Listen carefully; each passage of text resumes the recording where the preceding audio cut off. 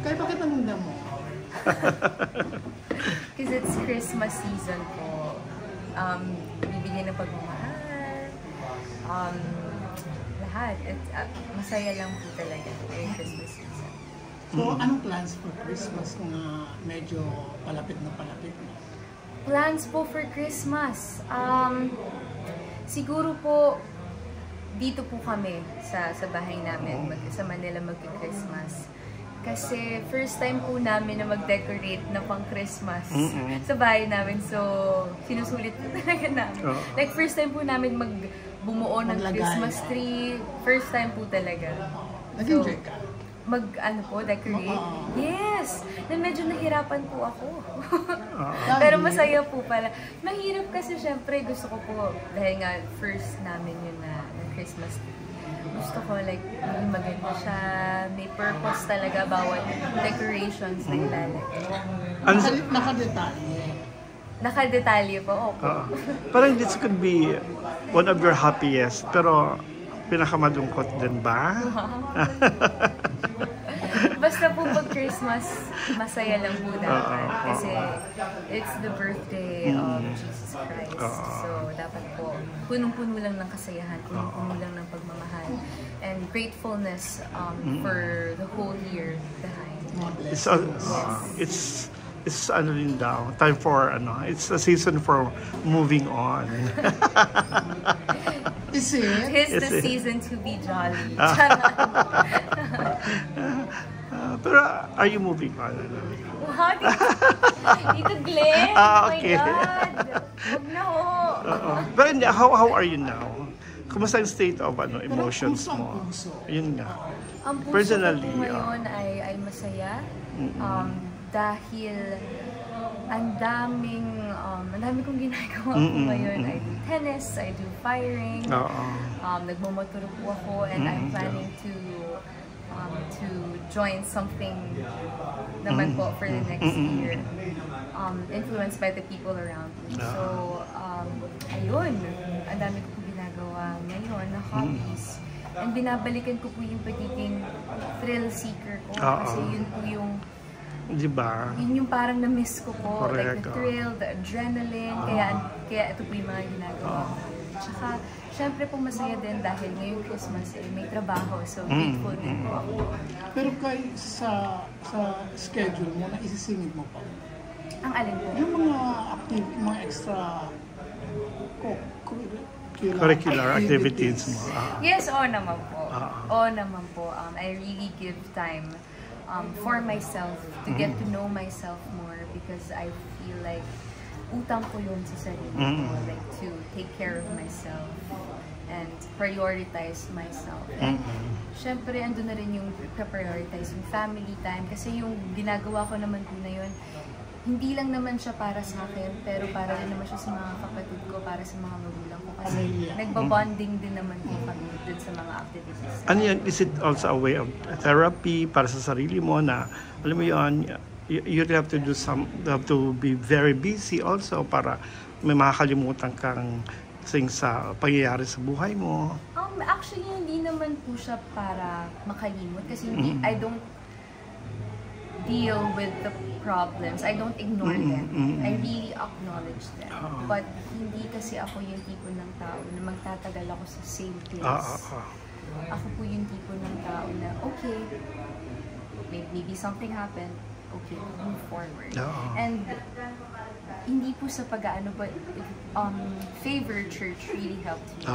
Kasi I go there every Sunday na kaya ko po, like physical. But if hindi ko naman po kaya, like now, nasa lock-in taping ako ng Sunday, nanonood po talaga ako ng mga preachers. Like, halimbawa, kung hindi man sa Favor Church, sa Transformation Church, nanonood po talaga ako. So, a lot of people really is helping me. Right. Tsaka you're very... Pero kay, gaano ka strong sa pagharap ng mga problema sa buhay? Hindi actually. I must be strong. Kasi life goes on. At ang thinking ko na lang po ay this too shall pass. Like, kahit sa anong bagay naman po, kung may pinagdadaanan ako, this too shall pass. Kung may masaya akong pinagdadaanan na pakiramdam ko, sobrang successful ko as a person, I know that this too shall pass. So, yun na lang po yung mindset ko ngayon. Like, life goes on. Maraming ibibigay sa akin na challenges si God, tribulation si God. Pero, kaya kong harapin yun dahil alam ko na marami na nagmamahal sa akin. And I'm really grateful for that. Pamilya ko nagmamahal sa akin. And ang opinion lang po na nagmamatter sa akin ay yung sa pamilya ko, sa mga kaibigan ko na kilala talaga ko sa mga. Saka maganda nga yata, very strong din ang ano mo, yung support system mo, di ba? Oo. Dagdagan pa yung ikaw mismo, alam mo kung paano mo harapin, dalhin ang sarili mo. That makes you really, yung babae talaga. Babae in the sense na with ano mo yan, with dignity and Meaning pride. naman po, like, sinabi ko pa marami nagmamahal sa akin, marami sumusuporta sa akin. But that doesn't mean na yes man lang sila lahat sa akin. Siyempre, I'm grateful na yung mga kaibigan ko po na okay, ito yung nararamdaman ko. Pero baka rin naman. Nagawa ka sa akin. Pero at least be ganung thinking, like dalawa yung opinion na nalilito. Basta, I know my truth. I know that my truth is the truth. Pero which has a bigger pain? Yung nauna or yung itong pangalawa? Ano po? Yung ang bigger pain, mas painful on your part. If in case naman you feel ano yung feeling mo doon? Kasi aware naman ng lahat, 'di ba, na you had your first boyfriend and here's another, tapos yeah, it's okay. It's okay. Oh, kasi ano, hindi naman halata yung 'di ba, yung no hurt ka and all, pero alam namin feel, syempre tao ka lang din naman na. So naging bag. I'm tao lang naman po. So, nararamdaman ko po lahat ng Nakakabilib ka, ano, sa edad mo yan, hindi ka nagpakita ng ano, hindi mo yan yung pagiging weak na babae. Challenge mo yung sarili mo, chinalal mo sa maraming positive things. So, again, hindi po kasi ako hindi po ng tao na nagsistay ako. Lalo na alam ko na ang daming responsibilidad ako na hinaharap. So, I must be strong. Not just for myself, but for the people around me, for my family. At least andyan si daddy mami mo, ano, di ba, na ano? Iba po ang support nila. Tapos, ano sabi yung dalawang kuya mo, ay yung dalawang boys mo? Okay naman po sila ngayon. Na brothers. Still very supportive. Actually, buong pamilya ko po. Very, very, very supportive. Pero ang ganda mo. Nasa foundation po yan eh. Ikaw muna ka. Yung firing ba, kasama yun doon sa, yung plano mo na papasok ka na Militarist. Yes po, actually. Kasama po siya doon. Kasi syempre parang at least may onting paghahanda na bago po pumasok. Kasi I'm really determined talaga na maging reservist. And beside all of that, yung father side ko po kasi na-impluwensyahan rin po ako.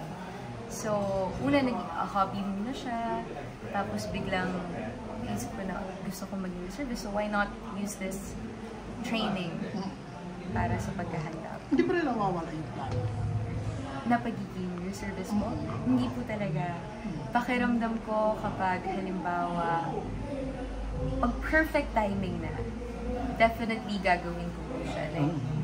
Like, hindi po naaalis sa isip ko. Let's talk about shining. Nakailang days ka na?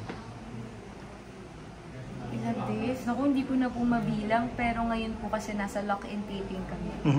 And today is, yes. Pero yung lock-in taping po namin ngayon, pwede naman pong lumabas. Hindi na po siya yung parang bubble.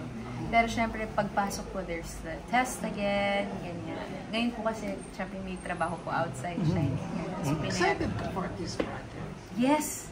Super excited po ako. Kasi nakikita ko po kung paano yung mga effort na hindi lang ng cast, but ng staff, ng crew, at kung gaano kaganda yung story namin. Sobrang na-excite po ako. At isa pa po sa akin na-excite ko is magiging kontrabida po. Kontrabida po ulit ako dito. So, doon ka nakilala. Yes, and Bida kontrabida. Yes po. And gusto ko ulit ma-challenge yung sarili ko kasi sabi ko nga po sa mga past interviews, before my comfort zone ay ang pagiging kontrabida. But right now, nawala siya sa comfort zone ko and I want to get out of my comfort zone again. That's why I chose to be kontrabida. Kaya pala inspired ka to work with this new project. Super po, super. Kasi grabe, ang galing Parang ni Kate, ang galing ni Miss Connie, ang galing ng director namin, ang galing ni Miss Aubrey, ang galing, grabe po, sobrang na-excite. Pero bago ang leading man mo. Si Paul, si Paul, yes. And then, kasama mo din si Michael sabi na medyo malakas. Twin brother ko po siya dito. And in fairness naman po to yan. Nakikita ko rin naman yung effort ni Michael, every single scene. And yung role po kasi niya dito, mabigat din naman po. Mabigat talaga siya. Malalim yung pinaguhugutan ng character niya. How is it working with Paul? With Paul, actually po, sa eksena lagi kaming magkatampuhan or magkaaway, minsan lang yung chummy-chummy. Pero behind the scenes, mas naging komportable po ako kay Paul. Kasi prior to our taping, nag-workshop muna po kami for relationship workshop, ganyan. And nakapag-open up din naman po ako, nakapag-open up din naman siya. And doon ako yung parang, in a way, we have something in common sa mga pinagdaanan namin. And doon kami nakahanap ng common place para maging komportable sa isa't isa. Parang icebreaker. Paano mo siya atakihan from your previous kind of acting dun sa Kambal Karibal?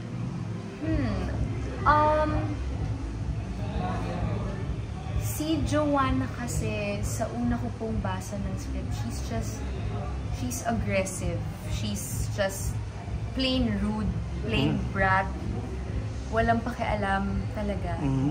Pero hinanapan ko po siya ng weakness. Kasi syempre, in order for Joanna to be a human being at makarelate ng ibang mga tao, kailangan ko po siya mahanapan ng weakness kasi lahat naman po tayo may mga weaknesses. So, nakipag-collab po ako with our director and with our writers. I suggested some scenes that they can add and I'm so happy po that they granted my suggestions. Sobrang salamat po talaga. So ayun po, paano ko ba siya ina-atake? Mapapanood niyo na lang po. Pero pinaghandaan ko po talaga to at syempre hindi lang ako patubukas. Pero ibang-iba ito sa Kambal Karibal. Yes. Yung pagiging kontrabida. Yes. Sa Kambal Karibal kasi dahil medyo parang may pagka-multo-multo siya, extreme naman po talaga yun. But etong si Joanna, she's a human being. Malalaman mo dito kung bakit siya naging gano'n. Kasi, ang ano ko nga sa kanya, like, maybe she's the monster in your story, but don't forget to tell them in which chapter you made her. Okay. Kay summing up 2023, paano mo siya i-describe? As far as career and personal kasi life, patapos na ang taon. 2023. Actually, lagi naman pong roller coaster ride ang bawat taon. But this year, I met the happiest and saddest version of myself. All told, wala ka... Happy because just that. I met the happiest and saddest version of myself, and I am grateful for every single thing that happened. Kasi I know at may tiwala po ako, I have faith that there is a lesson. There is a reason kung bakit nangyari. Yun nga. So saddest because just sad. Pero kay all told, ayaw mo na munang ma-inlove ulit sa magka-jowa and all. Talagang career na after all these two past sad events. We'll never know the future, Okay. but ngayon po, I'm just really focusing on myself. Lagi naman po. But now, I am more committed on taking care of myself, getting to know myself, and prioritizing myself. Yeah. Not in a narcissistic way. Yeah. Hindi naman po. Oo. Pero like, mas makilala kasi bata pa po ako. Kaya So, gusto ko pang mas makilala kung Long way hanggang to sa... go. Yes. Oo. At gusto ko pang makilala yung sarili ko, kung ano yung limitations ko Oo. as a person. saka di ba, yung 11 years na nga yung iba, nagkakahiwalay na. Di ba? Grabe po yung iyak ko po. Oo. Naapektuhan ka din doon. Oo. Oo. Diyos ko. Pag malungkot ako or kapag gusto ko kiligin, kahit yun na movie po yung Oo. pinapanood. Okay. Oo. Tsaka pinakagusto ko po yung She's Dating the Gangs. Oo. Yung iba po Yeah. talaga yan. And syempre, I have been admiring Ate Kat ever since. Ever since I was young, iba na po talaga. Like, she's a queen for me. So, iba po yung, siguro yung pagka-apekto sa Saka nakita mo na 11 years nga, pero ang lakas niya, di ba? Very strong woman siya. Yes, that's So, why I admire her. oo. So, malaking tulong din yun sa'yo in, sa moving on din na if she can, why can't you? Parang gano'n. May gano'ng, Definitely po. But katulad nga po sinabi ko kanina, ever since I admire her. I Oo. admire her. Na super humble siya. Oo. Si Ate Kat, and super bait. And na-admire ko rin po kung gaano siya ka-strong as a woman. Kasi iba po talaga. Iba siya. Paano pa nag-meet kayo? Accidentally, then nagkakaroon ng chance na magkasama sa show. Siguro you would tell her how you admire her a lot. I always tell her po. Okay. Actually, last nakita namin, birthday ni Doc Ivy. And we created I created some core memories with her. Ay, mali na sabi ko. We created core memories together. Okay. One of my core memories is yung nangyari dun sa event. Sa birthday party.